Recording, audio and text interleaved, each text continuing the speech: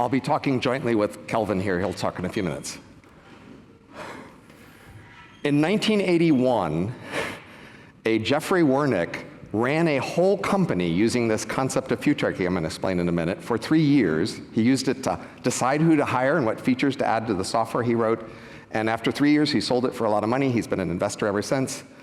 But apparently, nobody else has ever heard of this thing. I heard about it last year. So I have to give him credit. But I came to this field long ago when there was a time before the World Wide Web, I don't know, you know that? And that people hadn't even imagined the web, and I was with part of a group of people who were imagining the web, and then I had some doubts about that, and then I started, how else could we do the things we were hoping to do with the web? And I imagined, oh, maybe betting markets could work for that. And so I started to write about betting markets, prediction markets, as a way to aggregate consensus and deal with social problems in the world 35 years ago. And then roughly 10 years later, I had the insight that, well, the main value of information is to make decisions, and so the main way to make prediction markets valuable is to put their information right next to a decision, and so that originated the idea of decision markets, again, which I'll explain.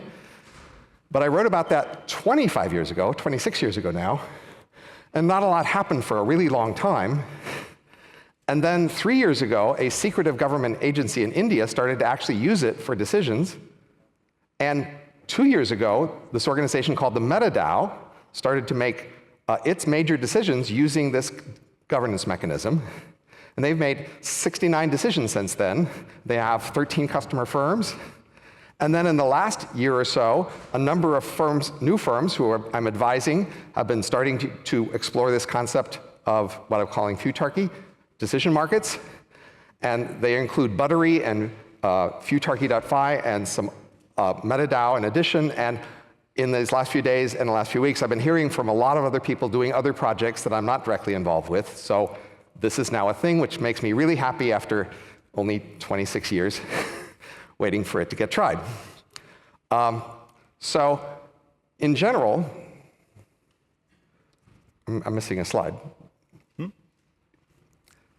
Well, we can use it on this slide. OK, so the key concept here, if you just focus on the top of this slide, is we have some organization with an outcome we care about. So for a for-profit company, it might be the stock of the company. For crypto, it might be the coin. For an election campaign, it might be the chance of winning the election.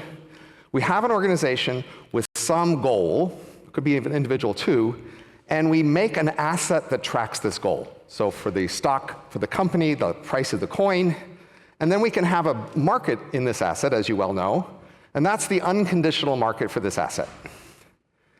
And then at some point, a decision will be a possibility of making a decision will come up. Well, there'll be a proposal, and we'll want to know, do we approve this proposal? Do we like this proposal? Is it a good proposal?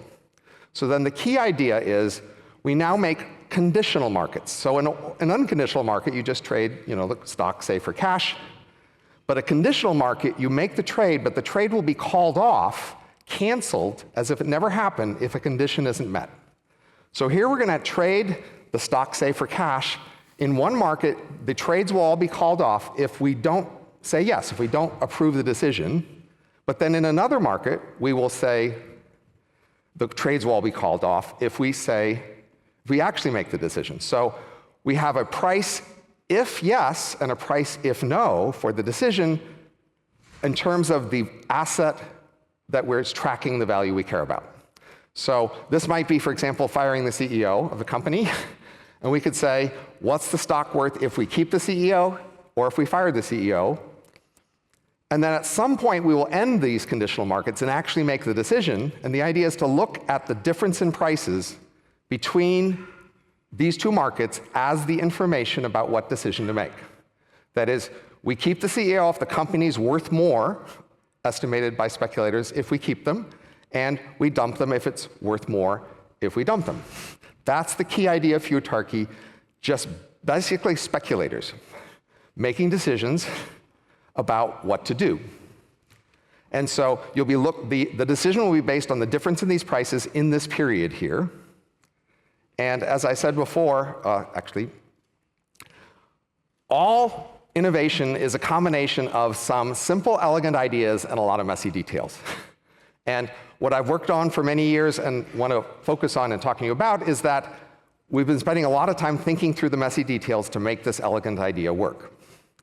And so I want to spend some time walking through some of these messy details with you to show you that we have thought through a fair number of them. Okay, so first, let's think about the details of subsidizing these markets. So if we just set up these markets and we do nothing else, there's a strong risk that nobody will trade. Nobody has an, there's a vast number of possible markets in the world that just don't exist. Nobody trades in them, so there has no prices. We don't want that to happen to us. So we need a way to induce people to trade so that they believe they all have a profit from trading here.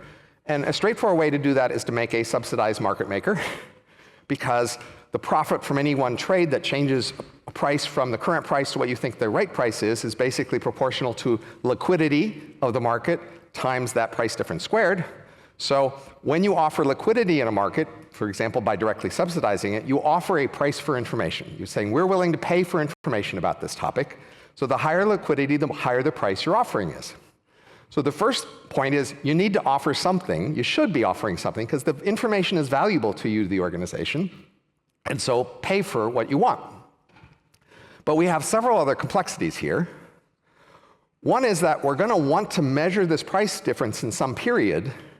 And in that period, we actually don't want much information coming out. There's going to be people we call manipulators who are trying to influence a decision, and they want to pretend to be informed traders. They want to look like they know something, but they really just want to push the price. So we'd like to have a period of time where informed traders are not showing up. So anybody who's trading them, they look suspiciously like a manipulator, and people who want to counter that for a profit can identify them and squash them. So how do we make a period of time where not much information comes out? Well, the key point is to have other periods before and after where we're offering a much higher price for information. We say, hey, if you've got information, please come to these other times and get paid for it then. So here we have a high price before and after this key measurement period. And in this key measurement period in the middle, we have the dotted purple line. That's manipulators would actually add liquidity to the market because, and so we're trying to make sure the total liquidity is low in this measurement period, and so higher before and after. We also want people to sort of we want to pay the cheapest price we can for the information, and if there are two people who know the same piece of information and they know that, then if we slowly lower the price, they're going to be in a race with each other and hopefully sell it to us at the cheapest possible price. Also, the very first price is pretty ignorant, so we don't actually know what that is, so we are going to be not saying so much about that. So, not paying very much for that. So anyway, there's a number of details about how you set up liquidity to make these markets work.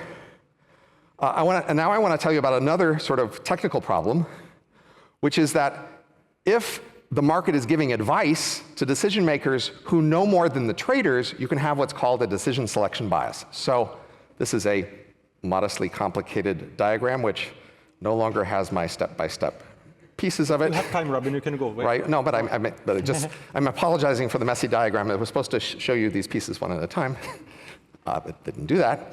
Anyway, so the key idea is, imagine we have the fire the CEO markets, and imagine, therefore, the true state of the world is the value of the company if we keep the CEO and the value of the company if we don't. And this is the two-dimensional space I'm showing you. And a point up in the upper left there are points where it's best to keep the CEO because the value of the company is higher there.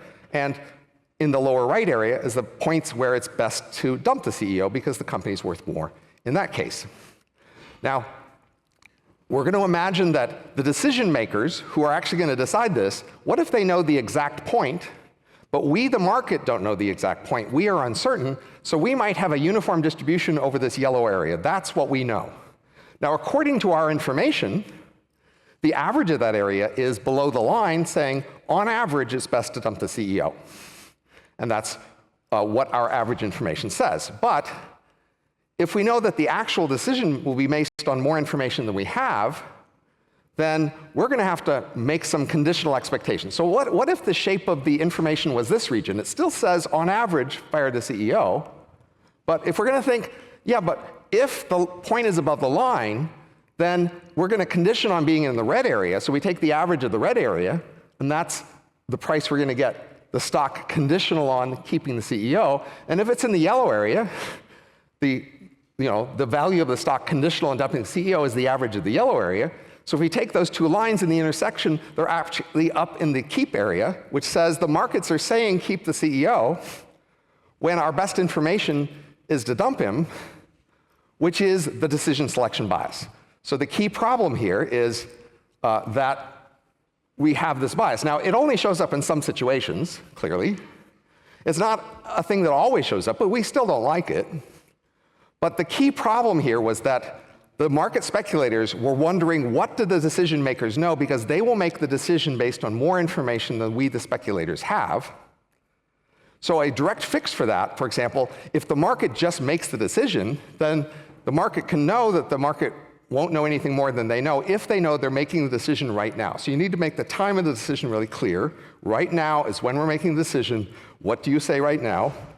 And then we don't have this problem. Now, if the market's advisory, we can also avoid this problem by, again, making the time really clear and then making sure all of the insiders who are decision makers who have special information, they're either allowed to trade or they're allowed to have friends who are allowed to trade that they can tell. And then we make sure the market has all the information that they have. Now, there's other kinds of messy details, which are actually typically more the obstacle for implementing these things. So imagine this is the C-suite of some organization, and there's an autist at this table. What does that mean? Somebody who knows the company really well, but they have no idea what political agendas people have, what people want to hear or don't want to hear. They just blurt out whatever pops into their head regarding any topic that shows up at the table. They won't last long at the table.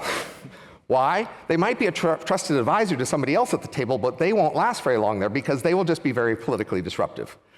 People can't count on them to say the things that fit in their agenda. They will just be disrupting things. But that's what prediction markets do, unfortunately. They are just the autist at the table. You turn them on and they just tell you whatever they think. Whenever they change their mind, they tell you that, and it doesn't fit very well in organizational politics. And that's one of the key obstacles we often have. I could go through other examples here, but I think I should hand it over to Kelvin. You can go, Robin. You can go. We have less time there. Yes. Anyway, but so imagine a project with a deadline. Often, the person in charge of the project says to themselves, if I fail to make the deadline, what will my excuse be? And they'd rather have a good excuse if they fail than actually learn the answer better. And so the usual favorite excuse is, look, we were going along just fine. At every project meeting, everybody said, we're going okay, sure, we're going to make the deadline. And then at the last minute, something weird happened, came out of left field, so strange, it'll never happen again. That's why we failed. But hey, nobody should be held accountable here. We should just forget about it because it was so strange. That's everyone's favorite excuse. But if you had a prediction market on will we make the deadline going for the last 6 months, and it kept saying all the time you're not going to make the deadline, you lose your favorite excuse. And people often would rather have their favorite excuse if they fail than actually learn more about how not to fail. So the promise here, the high-level promise is, the world has a lot of bad governance. As an economist, I can tell you a lot of huge areas of life, law, medicine, education, all sorts of things are screwed up really badly because we have bad governance. And the main problem we have in bad governance, I'd say, is it aggregates information badly. And we have this wonderful institution, speculative markets, that's spectacular at aggregating information. So Futarchy is a way to take advantage of the power of speculative markets to make governance more informed, which then makes governance more competent. And the promise here that crypto is now at the forefront of pushing is that the world could pioneer, test, and then field much more competent governance, which would then let the world solve many of its key problems by handing the problems to governance systems and saying, do solve. That's the promise that is here if we can achieve developing this technology and making it more widely accessible. Right.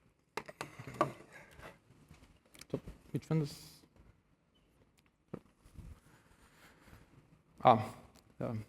Some other applications we're going to skip over. Right, so Robin explained the idea behind Futarchy, and I'm going to go very briefly on a very simple application for GnosisDAO. I know many of you are GNO holders, and I want you to be able to join and contribute to making Futarchy real, starting on GnosisDAO, and also very soon on the whole Ethereum ecosystem.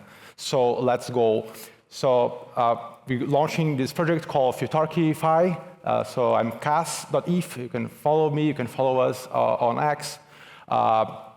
So first, a bit about our story. So we had this previous project called Quiver. It was a futures exchange, leverage trading, and we did this experiment. We always wanted Futarchy for ourselves. We wanted to use it for ourselves. We did this experiment on the election, the US election last year. We run these futures markets for Bitcoin. And we run these markets for Bitcoin if Trump was going to win the election, if Bitcoin if Trump was not going to win the election. And we had these speculative markets estimating in these two different worlds, right? So what would be the difference in expected price for this asset, Bitcoin? And the markets were consistently telling us that in this world where Trump was going to win the election, the Bitcoin price was 12% higher. This was the estimate on our conditional markets. So of course, that's not a good enough reason for anybody to vote in a candidate or not. But this is what the market estimated, and it was actually a pretty good estimate. The estimate from the markets was 700, and when the election actually happened, 1 day later, the average price was actually 900. So it was pretty close, like less than 0.5% error. So this is like one experiment we ran before. And now we are running Futarchy.5. So we're just announcing this private launch for you guys. I want you guys to try it out. We just have it ready today. And we just created our Discord today, and I'm going to share the links with all of you. I want all of you to join. And so here's how it's going to work. This is a test for you guys to learn how to use this. On GnosisDAO, we are starting out with milestones. So Robin mentioned about proposals, and of course, we want to use Futarchy to make decisions. That's how we get value from conditional markets. We want the markets to tell us what decisions we want to do, right? So in prediction markets, usually the information you're getting is what kind of thing is going to happen. Where in Futarchy, we want to use the markets to get more like what should happen, rather than what is going to happen, right? So we want to know what thing is best, and according to some metric. And there are many ways of doing these different kinds of metrics, but the one that is more logical, more natural, it doesn't have to be the only one, but for a for-profit company with a token, the token price is often a very simple and core metric.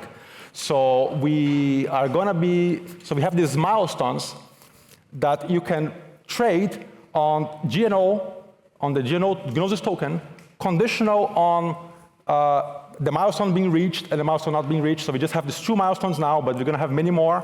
So first milestone we have now is will Circle deploy native USDC on Gnosis chain? Right, so if you think this is important, you can come here and you can put your money and you can buy some GNO tokens conditional on this happening. And then if it doesn't happen, you get your money back, right? So this is how our website looks. So we have GnosisDAO now, and we want to have many more DAOs very soon. So yeah, so let's go on this one and see. So this one is the one that is going to end in a couple of weeks.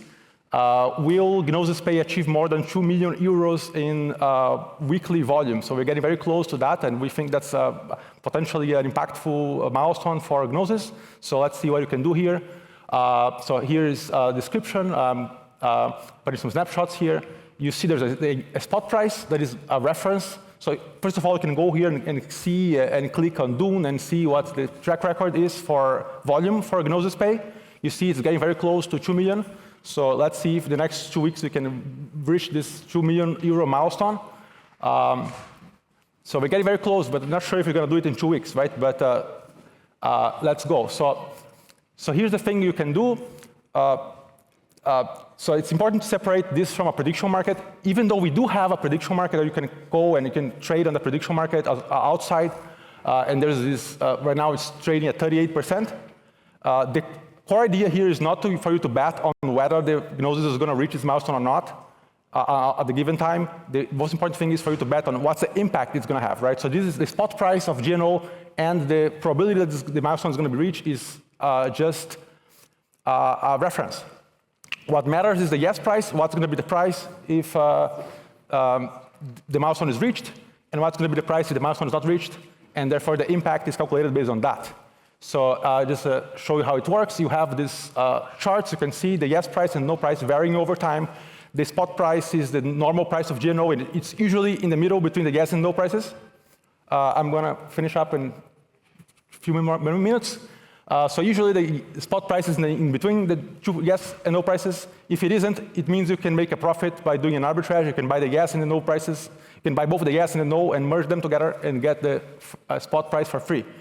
So let's imagine here that you think it's getting very close and Gnosis is not actually going to be able to make this milestone in the next couple of weeks. But you still think Gnosis is doing great. So you don't actually think that the GNO price is going to fall in a couple of weeks just if they reach, they get very close to the milestone, but you don't think it's going to fall. So what you can do, you can go here and say, okay, the no price is undervalued. I'm going to buy this no token.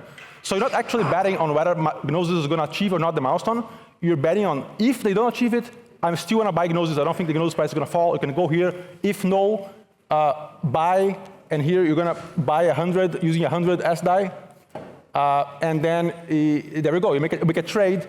You're going to have a position like this. And if the event doesn't happen, you're going to get 1.09 GNO. You just purchased GNO at a discount, right? And if the event happens, you're going to get your money back, right? So here's how it works to make a trade on a conditional market.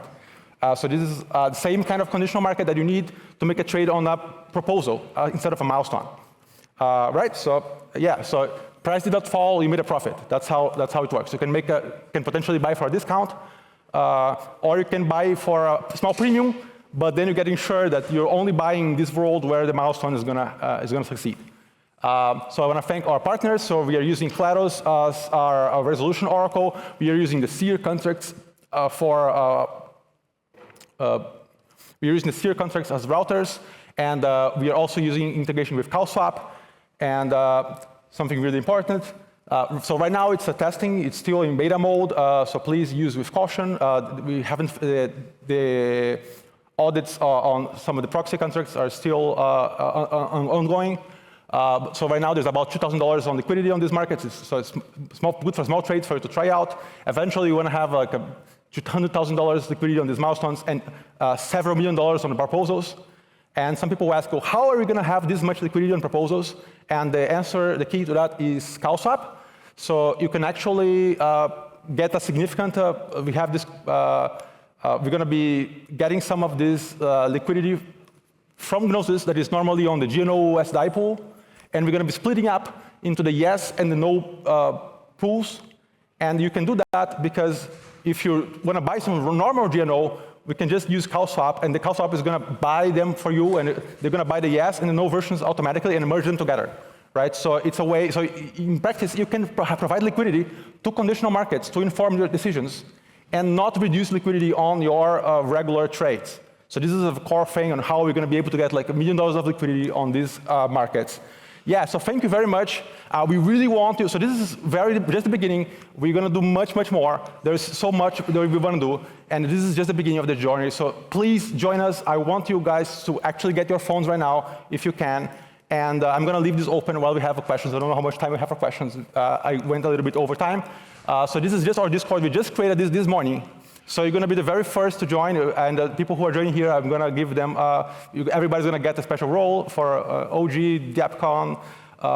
So please join. We want you to contribute with milestones. What kinds of things would make you want to buy more GNO? What kinds of proposals do you think would be good that would make you want to invest more in the Gnosis ecosystem? And of course, if you have your own DAOs, we would love to talk to you about how you can have this on your DAOs as well. So thank you very much, and thank you.